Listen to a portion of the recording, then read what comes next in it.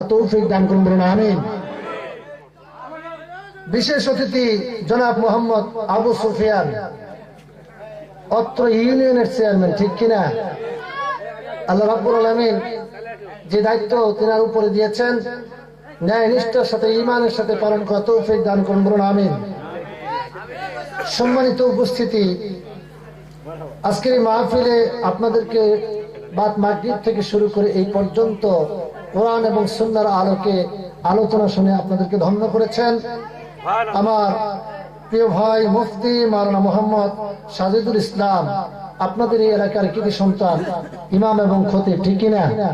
আল্লাহ সুবহানাহু ওয়া তাআলা এই ভাইয়ের কণ্ঠটিকে বিশ্বময় কবুল করুন, মহব্বতের সাথে বলে আমিন।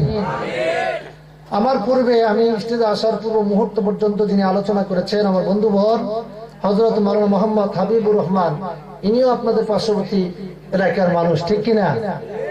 আর আমিও আপনাদের জেলার বাইরে, আমি তো এই জেলারই মানুষ ভাই, ঠিক কিনা? তো হামরা আজকে যা আছে কপালে তাই হবে, ঠিক কিনা? আমার ভাষা বোঝা যায় তো?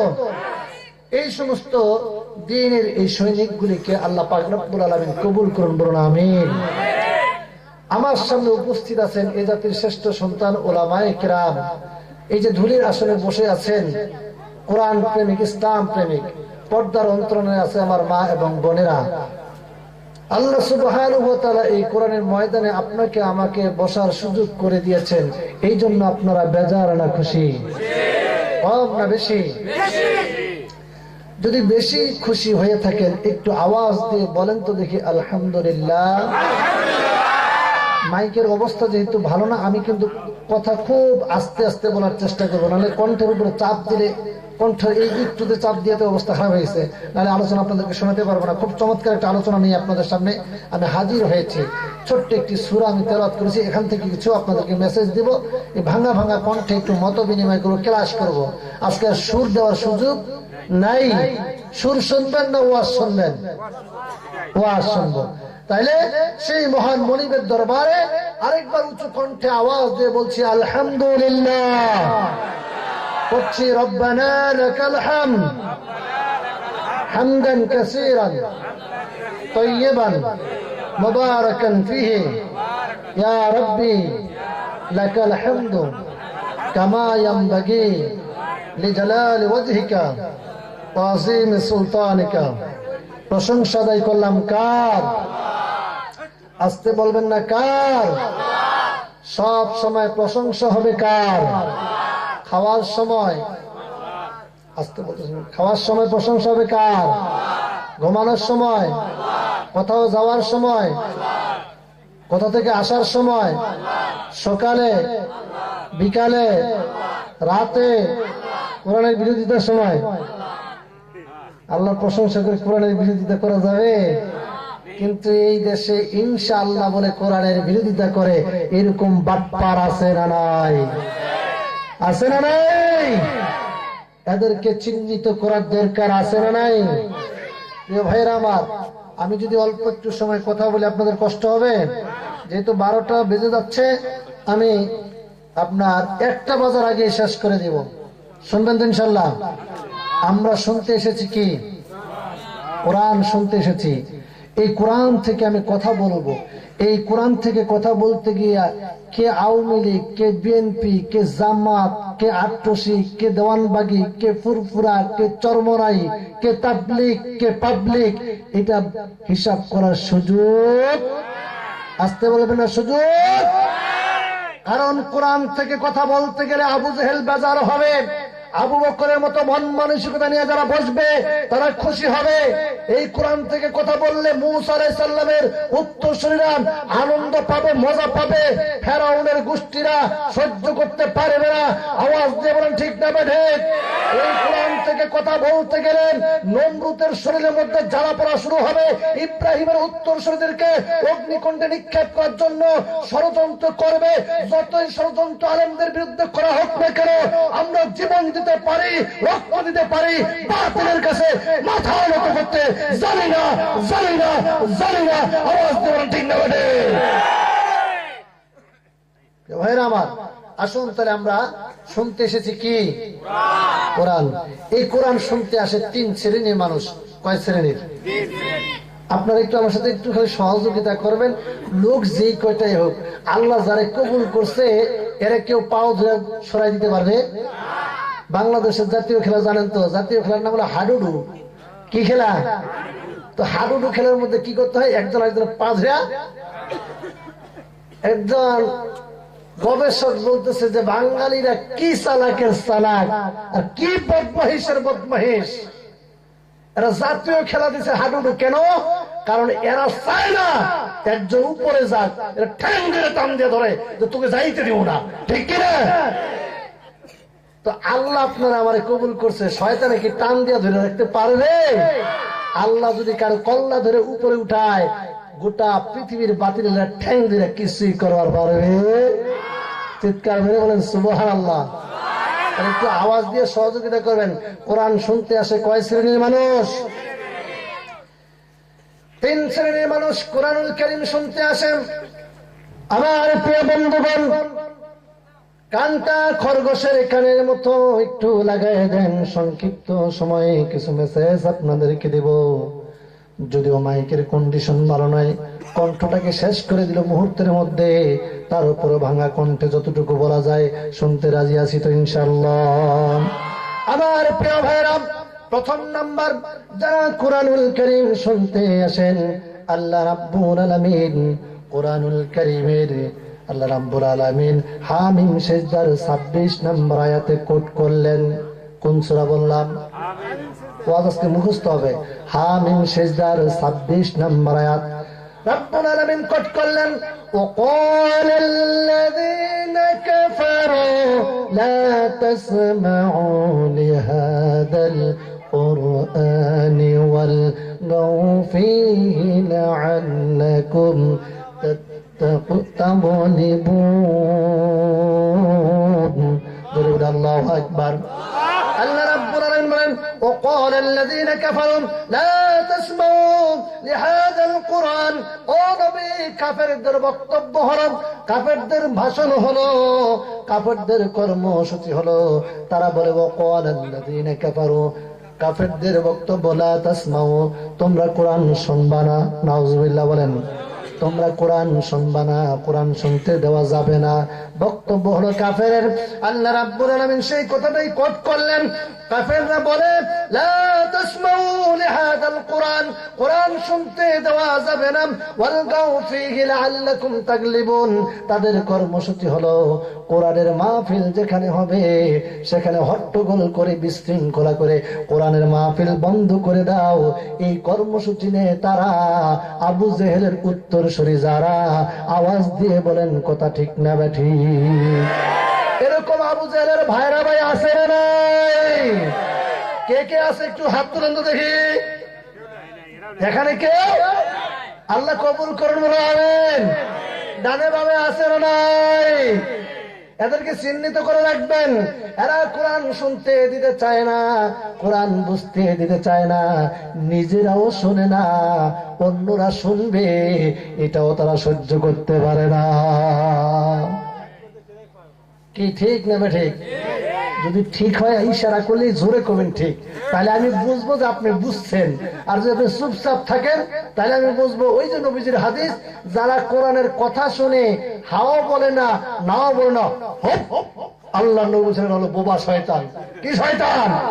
তো আমি চাই না যে আপনারা কেউ বোবা শয়তানের কাতারে পড়েন, সবাই ঠিকঠাক বলবেন তো ইনশাআল্লাহ। তাহলে কাফেরের বক্তব্য হলো যে কোরআন শুনতে দেওয়া যাবে না। আইন পাশ করল দারুণ্যদ নামক অবৈধ ট্রাইব্যুনাল গঠন করে আবু জেহেল সেই দিন আইন পাশ করলেন। وقال الذين كفروا لا تسمعوا لهذا القرآن والغوا فيه لعلكم تغلبون। আজ থেকে ১৫০০ বছর পূর্বে আবু জেহেল আইন পাশ করে নবীজির কোরআনের মাহফিলে 144 জারি করে দিয়ে রাষ্ট্রীয়ভাবে বন্ধ করে দিয়েছিল। আজ গোটা পৃথিবীর মঞ্চে মঞ্চে কোরআনের মাহফিল বন্ধ করে দেয় 144 জারি করে যারা, ওরা টাটকা আবু জেহেলের ভাইরা ভাই।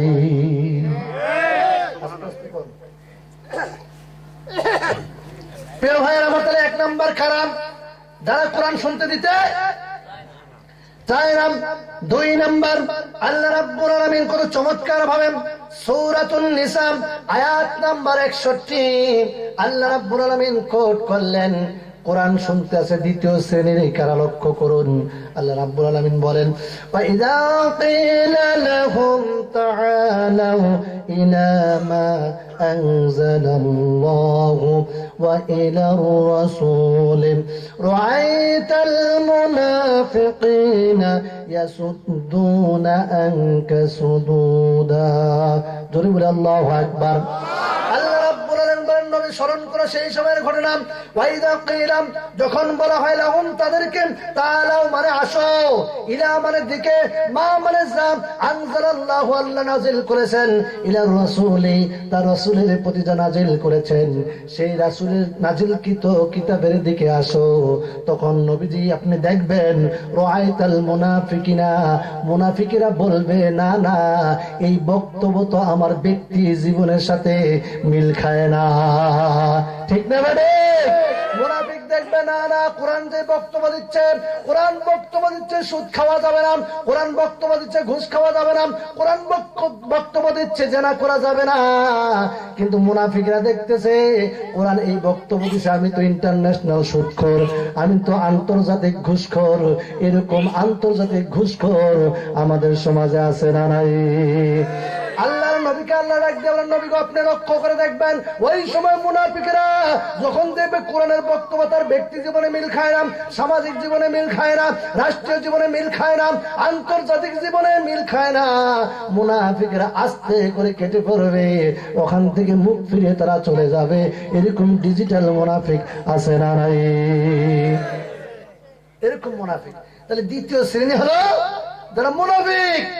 এই যুবক ভাই কই যাও? না ওইদিকে যাও, এদিক থেকে ওইদিকে জায়গা দুটো সাক্ষী বানাচ্ছ নাকি? আল্লাহ কবুল করুন, বলো আমিন। তাহলে কয়টা শুনলাম? ও কয়টা শুনলাম? বলে দুইটা শুনলাম। তৃতীয় নম্বর আসেন, কোরআন শুনতে আসে যারা, আল্লাহ রাব্বুল আলামিন কোরআনুল কারীমের সূরা আনফাল আয়াত নাম্বার 2 আল্লাহ রাব্বুল আলামিন কত চমৎকার ভাবে কোট করলেন, ইন্নামাল মুমিনুনা আল্লাযীনা ইযা যুকিরাল্লাহু ওয়াজিলাত কুলুবুহুম ওয়া ইযা তুলিয়াত আলাইহিম আয়াতুহু যাদাতুহুম ঈমানাও ওয়া আলা রাব্বিহিম ইয়াতাওয়াক্কালুন।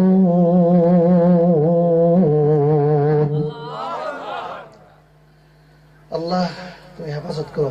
আরেকটু জোরে বলে আল্লাহু আকবার।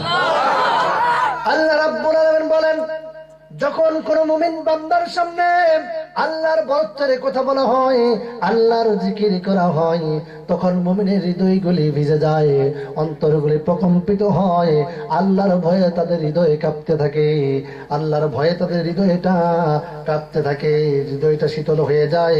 যখন তাদের সামনে আল্লাহর আয়াত তেলাওয়াত করা হয় তখন তাদের ঈমান বাড়তে থাকে, বাড়তে বাড়তে এমন একটা পর্যায়ে যায় তারা পৃথিবীর কোনো পরাশক্তিকে ভয় করে না, একমাত্র ভরসা করে কার উপরে? আল্লাহর উপরে ভরসা করে। তাহলে আমরা শুনতে পেলাম 3 শ্রেণী মানুষ কোরআন শুনতে আসে। প্রথম নম্বর হলো কাফের, 2 নম্বর হলো মুনাফিক, আর 3 নম্বর হলো মুমিন। তাহলে আমরা কোনটা কাতারে থাকতে চাই? আল্লাহ আমাদেরকে মুমিন হিসেবে কবুল করুন, বলো আমিন। প্রিয় ভাইয়ের আমার, আপনারা বাইরে দাঁড়ায় আছেন, এমনি তো লোকের সংখ্যা কম, পরিবেশটা খারাপ দেখা যাচ্ছে, মেহরবানি করে একটু ভিতরে আসেন, বসে যান, একটু খারাপ দেখা যাচ্ছে, এটা আদবের খেলা হচ্ছে। প্রিয় ভাইয়ের আমার, আমাকে একটু সহযোগিতা করেন, ইনশাআল্লাহ আপনাদেরকে কিছু মেসেজ দেবো, কিছু শেয়ার করব ভাঙ্গা কণ্ঠে, আর ভাঙ্গা মাইক নিয়ে সাঙ্গা ওয়াজার কেমনে করবো রে ভাই, ঠিক না? প্রিয় ভাইয়ের আমার, আমি ছোট্ট একটি সূরা তেলাওয়াত করেছি। সূরাটি কোরআনুল কারীমের 103 নম্বর সূরা। কত নম্বর সূরা? 103 নম্বর সূরা। সূরাটির নাম হলো সূরাতুল আসর। সূরার নাম কি বললাম? সূরাতুল আসর। এই সূরাটির মধ্যে আয়াত সংখ্যা 3। আয়াত সংখ্যা কত? 3। এই সূরাটির মধ্যে রুকুর সংখ্যা 1টি। এই ছোট্ট একটি সূরাকে সামনে রেখে সংক্ষিপ্ত আকারে কিছু কথা বলবো। ওয়া তৌফিক ইল্লা বিল্লাহ। চিৎকার করে আল্লাহুম্মা আমিন।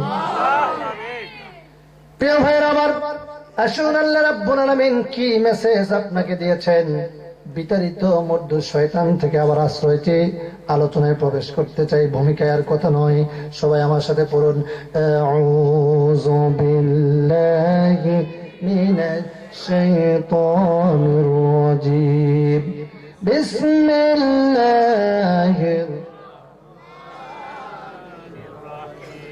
والعصر إن الإنسان لفي خسر إلا الذين آمنوا وعملوا الصالحات وتواصوا بالحق وتواصوا بالصبر. الله أكبر. মানে বিষয়টা আমি তেলাওয়াতে যে টান দেব, মাইকের দম নেই, এই জন্য টান দিতে পারতেছি না। মন খারাপ করতেছেন? যদি মাইকের ইয়েটা ঠিক থাকতো তাহলে টান দেওয়া যাইতো। মানে আমি যে দমটা রাখবো সেই ক্যাপাসিটি মাইকের মধ্যে নাই। প্রিয় ভাইরা আমার, মন খারাপ করার কোনো কারণ নাই। আল্লাহ আমাদের নসিবে যেটা রেখেছেন এটাই হবে, ঠিক কিনা? করার কিচ্ছু নাই। আল্লাহ পাক বলছেন, ওয়াল আসর, সময়ের কসম, মহাকালের শপথ। প্রিয় ভাইরা আমার, একটু চিন্তার খোরাক দেওয়ার চেষ্টা করব। এই পৃথিবীতে আল্লাহ রাব্বুল আলামিন আপনাকে আমাকে যত সম্পদ দিয়েছেন, যত জিনিস আল্লাহ রাব্বুল আলামিন দিয়েছেন, তার মধ্যে সবচাইতে মূল্যবান সম্পদ হলো আপনার আমার হায়াত। সুবহানাল্লাহ বলবেন না? আলহামদুলিল্লাহ বলবেন না? ওয়াল আসর, সময়ের কসম, মহাকালের শপথ করে আল্লাহ পাক সময়ের গুরুত্ব বুঝাচ্ছেন। আল্লাহু আকবার। কারণ এই সময়টার অন্যরকম দাম। আপনার আমার যদি হায়াত এই মুহূর্তে শেষ হয়ে যায়, আমার নাম আর নাম থাকবে না, আমাকে বলবে লাশ, ঠিক কিনা? আমাকে লাশ বলবে। আল্লাহ রাব্বুল আলামিন বান্দারে, আল্লাযী খালাকাল মাউতা ওয়াল হায়াতা লিয়াবলুয়াকুম আইয়ুকুম আহসানু আমালা। জোরে বলুন আল্লাহু আকবার। আল্লাহ রাব্বুল আলামিন বলেন, বান্দারে, আমি তোমাদের জন্য হায়াত দিলাম এবং মওত সৃষ্টি করলাম, দুইটা জিনিস দিয়া পৃথিবীতে পাঠিয়ে দিলাম। আমি দেখতে চাই আমলের দিক দিয়ে কে শ্রেষ্ঠ হতে পারে। সুবহানাল্লাহ। তাহলে এই হায়াতের গুরুত্ব, এই হায়াতের মর্যাদা দেওয়ার দরকার আছে না নাই? প্রিয় ভাইরা আমার, এই তো আমাদের দেশের মানুষের গড় আয়ু, মানুষ গড় বেঁচে থাকে 60 থেকে 65 বছর, ঠিক কিনা? এর মধ্যে সবাই বিদায় নিয়ে যাচ্ছে। একটু চিন্তা করে, একটু গবেষণা করে, আমার যদি হায়াত আল্লাহ পাক 60 বছর দিয়ে থাকেন, 30 বছর তো চলে গেছে, হেলায় খেলায় কেটেছি, সালাত আদায় করি নাই, নামাজে যাই নাই, রোজা রাখি নাই, ভালো কাজ করি নাই, সুদের সাথে, গান বাজনার সাথে, বেহায়াপনার সাথে, অপকর্মের সাথে জীবনটাকে শেষ করে দিয়েছি। কি জবাব দেব আল্লাহর কাছে? এই যে সময়গুলো নষ্ট করলাম, জবাব নেবেন কে? জবাব দেওয়ার দরকার আছে না নাই? এই সময়ের গুরুত্ব বুঝাতে গিয়ে আল্লাহ রাব্বুল আলামিন সময়ের কসম কাটলেন। যে আল্লাহ রাব্বুল আলামিন আকাশ জমিন কুল কায়নাত সৃষ্টি করলেন, সেই রাব্বুল আলামিন কসম কেটে বান্দাদেরকে বুঝাচ্ছেন, বান্দারে, এই হায়াতের দাম বড় বেশি, ঠিক কিনা? হায়াত থাকলে আপনার দাম আছে, হায়াত শেষ হয়ে গেলে আপনার কোনো দাম নেই। যেই বিবিকে নিয়ে রাত কাটাতেন, যেই সন্তানকে পাশে নিয়ে ঘুমাতেন, সেই সন্তান আপনাকে পাশ থেকে রেখে চলে যাবে, বিবি চলে যাবে, বলবে তাড়াতাড়ি বের করো, ঘরের ভিতরে রাখার আর সুযোগ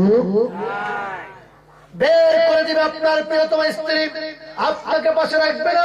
যেই সন্তানটার জন্য আপনি মাথার ঘাম পায়ে ফেলে কামাই করে রোজগার করে বাড়ি করলেন, গাড়ি করলেন, ধন সম্পদ করলেন, আপনার হায়াত শেষ হয়ে গেলে ওই সন্তানটাও নিষ্ঠুরের মতো বলবে, হুজুর তাড়াতাড়ি আমার বাবাকে বের করে গোসল দিয়ে কাফন দাফন সম্পন্ন করে, ঠিক কিনা?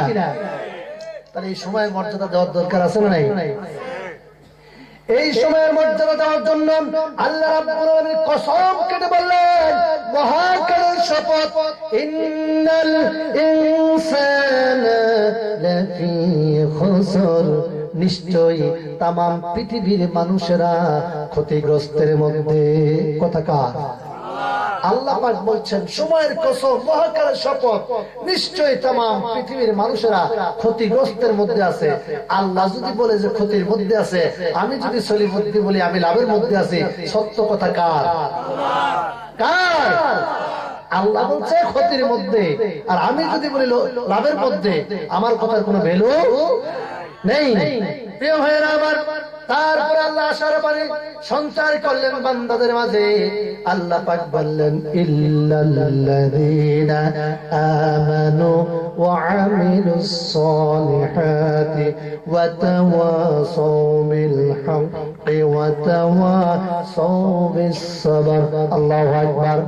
আল্লাহ বলেন বান্দারে तमाम পৃথিবীর মানুষেরা ক্ষতিগ্রস্তের মধ্যে আছে, তবে চার শ্রেণীর মানুষ ক্ষতির থেকে বাঁচতে পারবে।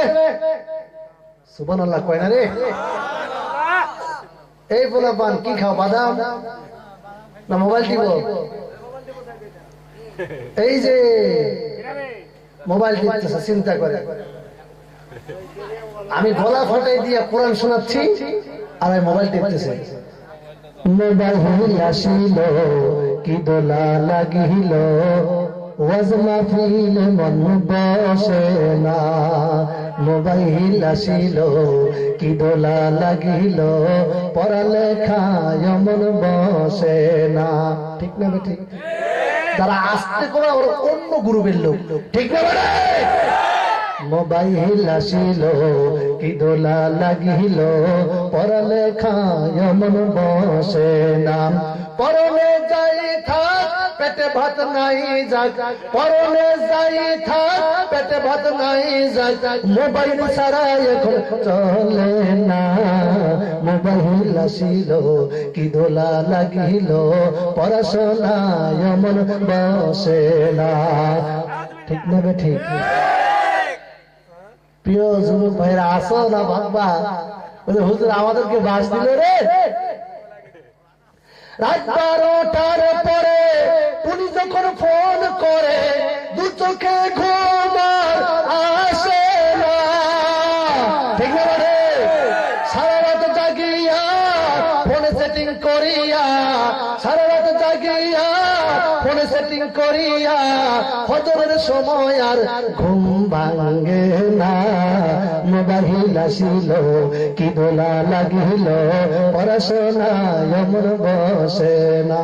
ঠিক না ঠিক? কি করুন অবস্থা এই যুবকদের, ঠিক না? রাস্তা দিয়ে যখন যায় মনে হয় দুটো সুপারি গাছ, পাশায় তো গোস্ত নাই, এই জন্য তো শ্বশুরের বেটি দিবার চায় না, করবে নাকি? ঠিক না? আর এখন তো আমাদের দাদা বাবুরা খালি বাবা পাঠায়, ঠিক কি না?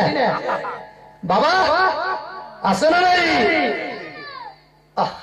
কি করুন অবস্থা, আল্লাহ হেফাজত করুন, বলুন আমিন। প্রিয় ভাইয়ের আমাদের বলতেছিলাম কয় শ্রেণীর মানুষ বাঁচবে? চার শ্রেণীর মানুষ বাঁচতে পারবে। আল্লাহ রাব্বুল আলামিন সেই কথা বললেন ইল্লাল্লাযীনা আমানু। এক নাম্বার গুণ হলো যারা ঈমানের গুণ অর্জন করবে, ঈমান যারা আনবে। আমরা এখানে যারা এসেছি আমরা ঈমানদার কিনা? বলেন ঈমানদার কিনা? আমরা সবাই বলেছি লা ইলাহা ইল্লাল্লাহু মুহাম্মাদুর রাসূলুল্লাহ সাল্লাল্লাহু। আমরা কালেমার স্বীকৃতি দিয়েছি, ঈমান এনেছি, 7টা বিষয়ের প্রতি বিশ্বাস স্থাপন করেছি। কয়টা বিষয়? আমার সাথে পড়েন আমানতু বিল্লাহি ওয়া মালাইকাতিহি ওয়া কুতুবিহি ওয়া রুসুলিহি ওয়াল ইয়াউমিল আখির ওয়াল কদরি খায়রিহি ওয়া শাররিহি মিনাল্লাহি তাআলা ওয়াল বা'সি বাদাল মাউত। এই 7টা বিষয়ের প্রতি আমাদের বিশ্বাস আছে না নাই? এই 7টা বিষয়ের প্রতি যারা ঈমান আনবেন, আল্লাহ রাব্বুল আলামিন বললেন ঈমান আনবে যারা সফল কাম হবে তারা। সুবহানাল্লাহ। 3 দিন পরে কইেন সুবহানাল্লাহ। সুবহানাল্লাহ। কি কলেরা রোগ ধরছে নাকি রে ভাই? তাই না? ঠিক। তালে তালে বলবেন, মজা পাইবেন, কলিজার ভিতরে কোরআন ঢুকবে ইনশাআল্লাহ। আমি কিসসা কাহিনী করবো না, শুধু খালি কোরআন থেকে কিছু মেসেজ আপনাদেরকে দিব, ডেলিভারি দিব ইনশাআল্লাহ। আল্লাহ রাব্বুল আলামিন বললেন, বান্দা ঈমান এনেছে যারা, সফল হয়েছে তারা। চিৎকার মেরে বলেন সুবহানাল্লাহ। রাব্বুল আলামিন বলেন, قد أفلح المؤمنون, ঈমান এনেছে যারা, সফল হয়েছে তারা। এই ঈমানকে টিকিয়ে রাখার জন্য, এই ঈমানকে বাঁচিয়ে রাখার জন্য আল্লাহ রাব্বুল আলামিন তিনটা শর্ত দিয়েছেন। কয়টা? তিনটা শর্ত দিয়েছেন বান্দা। এই তিনটা শর্ত মেনটেন করতে পারলে তোমার ঈমান থাকবে, অন্যথায় ঈমান নষ্ট হয়ে যাবে। ঘোষণাকার রাব্বুল আলামিন কোরআনুল কারীমের সূরা বাকারা ৩য় নম্বর আয়াতে কত চমৎকার ভাবে আজ থেকে ১,৫০০ বছর পূর্বে কোট করলেন, ও বান্দা ঈমান আনার পরে তিনটা গুণ তোমার অর্জন করা লাগবে, তিনটা বৈশিষ্ট্য তোমার মধ্যে থাকা লাগবে। আল্লাহ রাব্বুল আলামিন বললেন, আল্লাযীনা ইউমিনুনা বিল গায়বি ওয়া ইউকিমুনাস সালাতা ওয়া মিম্মা রাযাকনাহুম ইউনফিকুন। জোরে বলে আল্লাহু আকবার। আল্লাহ রাব্বুল আলামিন বলেন, আল্লাযীনা ইউমিনুনা বিল গায়বি, যারা গায়বের প্রতি বিশ্বাস স্থাপন করবে, তারা কর্মসূচি হাতে নেবে, তারা নামাজ কায়েম করবে, সালাত কায়েম করবে। আল্লাহ রাব্বুল আলামিন বলেন, গায়বের প্রতি বিশ্বাস স্থাপন করবে, সালাত কায়েম করবে, আর আল্লাহ যে সম্পদ দিয়েছেন তা দ্বীনের পথে খরচ করবে। সুবহানাল্লাহ। ঈমান যারা আনবে, যারা মুমিন হবে, ঈমান আনার পরে কর্মসূচি নামাজ কায়েম করবে, আল্লাহ যে সম্পদ দিয়েছেন সেখান থেকে আপনার ব্যয় করবে, কিন্তু সেই ব্যয়টা আমার যুবকেরা করে। এই তো কিছুদিন আগে আমাদের পার হয়ে গেল, যেহেতু আজকে 29 তারিখ, এখন তো 1 তারিখ পড়ে গেল রে ভাই। 1 তারিখ পড়ে গেছে না? ফেব্রুয়ারি মাসের একটা তারিখ গেছে রে ভাই। হাই রে, গাছতলায় আর বাসতলায় আছে না নাই? কয় তারিখ? কয় তারিখ? এইটা মনে আছে। এখন যদি জিজ্ঞাসা করে, এই যুবক কত দেখি নামাজ ভাঙ্গে কয় কারণে, হুজুর এটা আমি জানি না। ঠিক না ভাই? কিন্তু 14 তারিখ হলে যুবকেরা মনে মনে করতেছে, হুজুর খালি হামাকে ধসে রে। ঠিক না ভাইরা আমার? মন খারাপ করতেছ না? মন খারাপ করে না, কারণ তোমরাও যুবক, আমিও যুবক। কারণ তোমার বেজ্জতি হলে আমারও তো বেজ্জতি, ঠিক কিনা? এই 14 তারিখ আপনার বাংলাদেশে যত গোলাপ ফুল বিক্রি হয়, গোটা বছরে এতগুলা গোলাপ বিক্রি হয় না, ঠিক না ভাই? নাউজুবিল্লাহ বলেন। এরা গাছের গোড়ায় গোড়ায়, জোড়ায় জোড়ায় বসে। এই জন্য শিল্পী একটা গান করেছেন, কব, রমনা পার্কের গাছের গোড়ায় বসে ওরা জোড়ায় জোড়ায়, রমনা পার্কের গাছের গোড়ায় বসে ওরা জোড়ায় জোড়ায়। যায় না চেনা মানুষ না পশু, যায় না চেনা মানুষ না পশু, ওদের আচরণ চলা ফেরাই, রমনা পার্কের গাছের গোড়ায় বসে ওরা জোড়ায় জোড়ায়। ঠিক না বেঠি? পশুদের মতো কিছু মানে না, সভ্যতা কাকে বলে জানে না, ঠিক না? পশুদের মতো কিছু মানে না, সভ্যতা কাকে বলে জানে না। প্রগতির স্লোগানে যাহা কিছু করছে, প্রগতির স্লোগানে যাহা কিছু করছে, ভাদরের কুকুরও হার মেনে যায়, ঠিক কিনা? রমনা পার্কের গাছের গোড়ায় বসে ওরা জোড়ায় জোড়ায়, যায় না চেনা মানুষ না পশু, ওদের আচরণ চলা ফেরায়, ওদের আচরণ চলা ফেরায়। নাউজুবিল্লাহ। কোন ইন্টারনেটে ভাইরাল হয়েছিল একটা সন্তান, নবজাতক সন্তান কুকুরে কামড় দিয়ে নিয়ে যাচ্ছে আশরাফুল মাখলুকাত। এটা বাংলার জমিনে এই দৃশ্য দেখা মানে হলো আগামী প্রজন্মগুলি কিভাবে অবৈধ সন্তান এই জমিনে জন্মগ্রহণ করতেছে, ঠিক কিনা? ভার্সিটি থেকে আপনার কুকুর একটা নবজাতক সন্তানকে নিয়ে যাচ্ছে, এটা কি বৈধ সন্তান না অবৈধ সন্তান? অবৈধ সন্তান। অবৈধ সম্পর্ক করে বাবা মাকে দেখাতে পারবে না মুখ, এই জন্য বাচ্চাটাকে সেখানে ড্রেনের মধ্যে ফেলে দিয়েছে। আর কুকুর সে বাচ্চা নিয়ে যখন আপনার যাচ্ছে, আল্লাহর এক বান্দা সেটাকে ক্যামেরায় বন্দি করে নেট দুনিয়ায় ভাইরাল করে দিয়েছে। কথা বলেন ঠিক না ঠিক? আল্লাহ এই জাতিকে সঠিক সমঝ দান করুন, বলুন আমিন। তাহলে প্রথম নম্বর গুণ কি অর্জন করা লাগবে? ভুলে গেলেন? মানে গান শুনে আপনার পয়েন্ট ভুলে গেলে হবে না কি রে ভাই? মানে বিষয় হলো, আমি তো জ্যাকেট কিনতে গেছি, পকেট তো কিনতে যাই নাই, ঠিক কিনা? আচ্ছা, আপনি কি কোনোদিন পকেট কিনতে যান না জ্যাকেট কিনতে যান? বলেন বলেন বলেন। জ্যাকেট কিনলে পকেট ফ্রি পাওয়া যায়, তো ওয়াজের মাঝে মাঝে সঙ্গীত এমনি ফ্রি পাবেন রে ভাই, ওটা ফ্রি খাবার দিছি, কিন্তু জ্যাকেটটা হলো মূল। জ্যাকেটটা কি? প্যাকেটটা ফ্রি, প্যাকেটটা কি? ওয়াজটা হলো মূল, মাঝে মাঝে সঙ্গীত হবে, এটা ফ্রি ফ্রি, ঠিক না? তো পয়েন্টটা মনে রাখা লাগবে। তাহলে এক নম্বর পয়েন্ট ঈমানের গুণ। কিসের গুণ? আল্লাহ রাব্বুল আলামিন বলেন, বান্দারে ঈমানের গুণ অর্জন করবে যারা, ক্ষতি থেকে বেঁচে যাবে তারা। আমার প্রিয় বন্ধুগণ, গভীর মনোযোগ কামনা করছি। আল্লাহ রাব্বুল আলামিন বললেন, বান্দারে এই ঈমানের বৈশিষ্ট্য যারা অর্জন করবে, তারা কর্মসূচি পালন করবে, গায়েবের প্রতি বিশ্বাস স্থাপন করবে, নামাজ কায়েম করবে, আল্লাহর পথে পয়সা খরচ করবে। ফয়সালা কার? আল্লাহর ফয়সালা। আর ইমানদাররা যখন ঈমান আনয়ন করবে, ঈমান আনয়ন করার পরে তার পরীক্ষা আছে না নাই? আল্লাহ রাব্বুল আলামিন বলেন, বান্দারে তুমি ঈমান এনেছো, কালিমা স্বীকৃতি দিয়েছো, বলতেছো আমি মুসলমান, কালিমা পড়েছি, তুমি এমনি এমনি জান্নাতে চলে যাবা। আল্লাহ বলেন, না না বান্দা, তুমি এমনি এমনি জান্নাতে যেতে পারবে না। তুমি ঈমান এনেছো, আমি তোমাকে পরীক্ষা করে দেখতে চাই ঈমানের উপরে তুমি অটুট আছো না নাই। কে কার কথা? আল্লাহ দেখতে চায়। আল্লাহ সেই কথাটাও তুলে ধরলেন সূরা আনকাবুতের 2 নম্বর আয়াতে কোট করলেন, আহাসিবান নাসু আইয়ুতরাকু আইয়াকুলু আমান্না ওয়া হুম লা ইফতানুন। আল্লাহ রাব্বুল আলামিনের বান্দারে, তোমরা কি মনে করো কালেমার স্বীকৃতি দিবা আর আমি তোমাদেরকে জান্নাত দিয়ে দেব? না না, আমি তো এখনো পর্যন্ত তোমাদের পরীক্ষা করি নাই। আমরা বললাম, আল্লাহ তুমি পরীক্ষা করবা কয়টা জিনিস দিয়া? আল্লাহ রাব্বুল আলামিনের বান্দা, শোনো শোনো, আমি তোমাদেরকে পরীক্ষা করব কয়টা জিনিস দিয়া।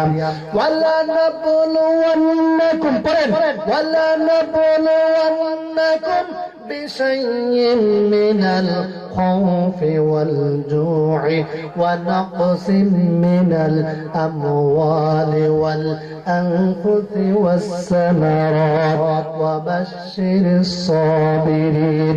জোরে বলে আল্লাহু আকবার। আল্লাহ রাব্বুল আলামিনের বান্দারা, যখন তুমি ঈমানের দাবি করবে, আমি আল্লাহ রাব্বুল আলামিন পরীক্ষা করব ঈমানের দাবিতে তুমি সত্যবাদী কিনা, আর পরীক্ষা করব 4টি জিনিস দিয়ে। সুবহানাল্লাহ, 4টা জিনিস দিয়া পরীক্ষা করবে। ওয়ালানাবলুওয়ান্নাকুম বিশাইইন মিনাল খাউফি ওয়াল জু'i ওয়া নাকসিম মিনাল আমওয়ালি ওয়াল আনফুসি ওয়াস সামারাত ওয়া বাশশিরিস সাবিরিন। আল্লাহ রাব্বুল আলামিন বলেন, বান্দা 1 নাম্বার পরীক্ষা নেব ভয়ের দ্বারা। কিসের দ্বারা? ভয়, ভীতির দ্বারা পরীক্ষা নেব। এখন এই ভয়টা আপনার কিসের ভয় থাকবে? ভয় থাকবে বাতিল শক্তিরা কখন যেন আপনাকে ক্রস ফায়ার দিয়ে দুনিয়া থেকে বিদায় করে দেয়, কখন যেন বাতিল শক্তিরা আপনাকে এরেস করে বাড়ি থেকে নিয়ে চলে যায়। এরকম ভয়ের মাধ্যমে আপনি চলাফেরা করবেন, এই ভয়ের মাধ্যমে পরীক্ষা নেবেন তিনি কে? তারপরে আল্লাহ রাব্বুল আলামিন বলেন, বান্দা তোমার ক্ষুধার দ্বারা তোমার পরীক্ষা নেব। এমন অভাব অনটন আসবে, খেতে পাবে না, সকালবেলা খাবে, দুপুরে খাবার পাবে না, ক্ষুধার যন্ত্রণা দিয়ে পরীক্ষা নেবেন তিনি কে? আল্লাহ রাব্বুল আলামিন বললেন, ক্ষুধার দ্বারা তোমাদের পরীক্ষা নেব, সম্পদের ক্ষতির দ্বারা পরীক্ষা নেব, এমনকি সন্তান সন্ততির ক্ষতির মাধ্যমে আমি আল্লাহ রাব্বুল আলামিন পরীক্ষা নেব। এই পরীক্ষা যখন আমি করব, বিপদ আসবে, মুসিবত আসবে। বিপদ এবং মুসিবতে ঈমানদারেরা কখনো হতাশ হয় না, ভরসা করে কার উপরে? আসতে বলবেন না, কার উপরে? এই মুমিন বান্দারা বিপদে পড়লে বলবেন, আল্লাযীনা ইযা আসাবাতুহুম মুসিবাতুন قالوا إنا لله وإنا إليه راجعون ضرب الله أكبر আল্লাহ রাব্বুল আলামিন এই ইমানদাররা বিপদে পড়বে মুসিবতে পড়বে তখন তারা বলবে এটা তো আল্লাহর পক্ষ থেকে এসেছে আর আমাকে তো আল্লাহর দিকেই ফিরে যাওয়া লাগবে ঠিক কি না আল্লাহর দিকেই ফিরে যেতে হবে আল্লাহ রাব্বুল আলামিন বান্দা যখন বিপদ আসবে মুসিবত আসবে তখন ধৈর্য ধারণ করে সাহায্য চাইতে হবে কার কাছে يا أيها الذين آمنوا استعينوا بالصبر والصلاة إن الله مع الصابرين ضرب الله أكبر الله رب العالمين بندر